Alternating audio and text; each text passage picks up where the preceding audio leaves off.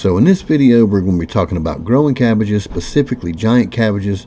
We're going to give you guys the top 3 keys to growing giant cabbages of your own, and you can follow us along as we try to grow a 100-pounder.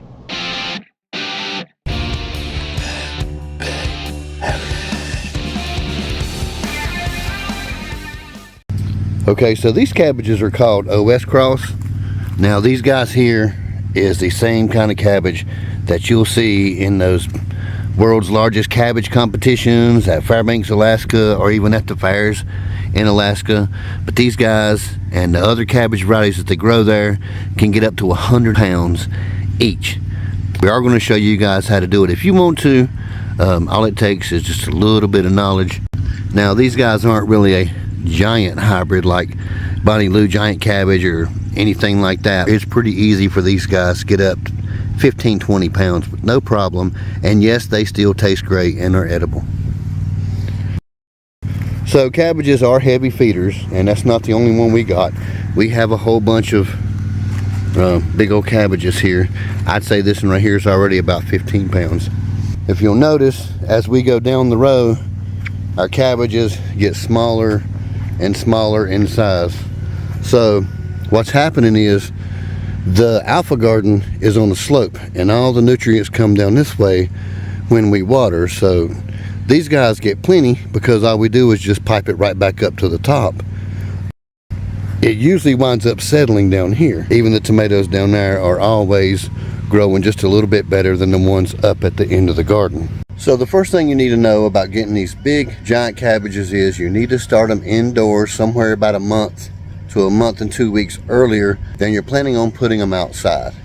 After that, you want to make sure you have plenty of pre-fertilizer before you put your cabbages in the ground. That's 2 of the biggest secrets I can tell you to get bigger cabbage.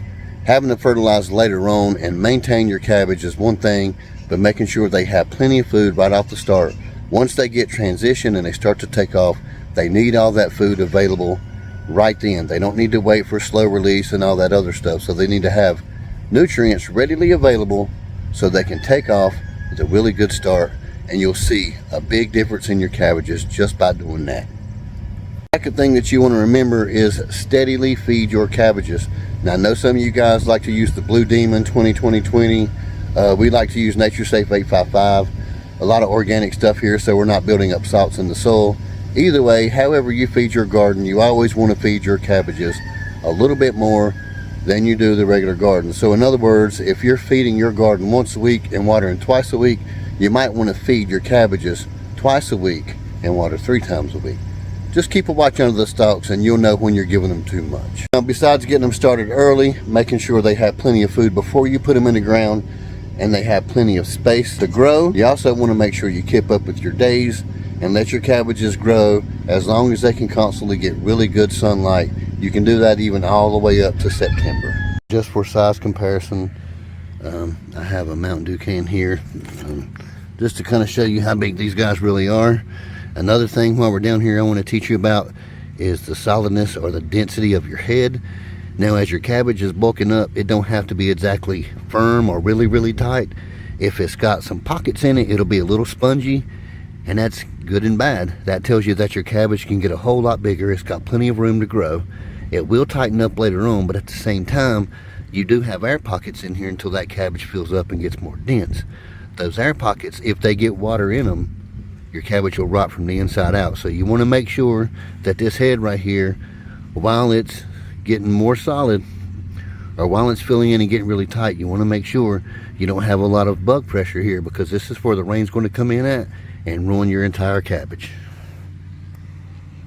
So now we're going to harvest most of our red and the OS Cross all the way down through the aisle here that aren't really giant, and we're going to leave one of these out here for you guys, and we're going to see just how big we can get it. Now that's it for the 3 big tools that we can give you on growing giant cabbages. Just remember, you do not have to have the OS Cross cabbage to get 50, 80, 90 pound cabbages. There's plenty of other types of cabbages out there that get really big and still taste great once they get there.